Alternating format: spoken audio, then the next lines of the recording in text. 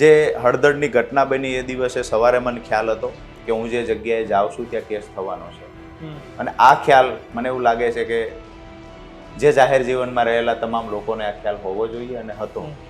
અને આ ખ્યાલ હોવાથી ઘણા લોકો વચ્ચે રોકાઈ ગયા, આ ખ્યાલ હોવાથી ઘણા લોકોએ ફેસબુક લાઈવ કર્યું, આ ખ્યાલ હોવાથી ઘણા લોકો પરીક્ષાનું એક્ઝામનું નામ આપીને નીકળી ગયા. સીધી વાત એ છે કે રાજુ કરપડા એ દિવસે, હું મારી વાત પૂરી કરું. ફેસબુક લાઈવ કર્યું સુદાનભાઈ, હા બિલકુલ કર્યું. અને પરીક્ષાની વાત કરી ગોપાલભાઈ, જી બિલકુલ બિલકુલ. એ દિવસે રાજકોટમાં સભા અહીંયાથી સાંજે તો સભા હતી, સાંજે સભા હતી, દિવસે પરીક્ષા હતી, એવા બહાના હેઠળ ગયેલા. જે કાંઈ હતું તે મારી વાત એટલી છે કે રાજુ કરપડા એ દિવસે કેસ થવાનો છે, રવિવાર જ હતો, કેસ થવાનો છે. અમને જે બહાનું પાર્ટીને આપવામાં આવ્યું, સેન્ટ્રલ ટીમને બહાનું આપવામાં આવ્યું, પરીક્ષાનું બહાનું આપવામાં આવ્યું, 10 થી 20 સુધીની ગેરહાજરીમાં પણ એ બહાનું આપવામાં આવ્યું, કોઈ વાંધો નથી.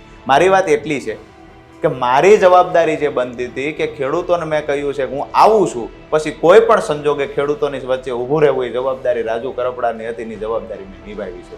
કેસ થશે એ ખબર હતી, જેલમાં જવું પડશે એ ખબર હતી, કારણ કે ક્યાંક ને ક્યાંક સરકાર સામે અવાજ ઉઠાવીએ છીએ, મંજૂરી વગર સભા કરીએ છીએ, તો ક્યાંક એવું બની શકે કે નાનું મોટું પોલીસ ઘર્ષણ કરવાના પ્રયત્ન કરે, યા તો ઘર્ષણ થાય. આ ખબર હતી.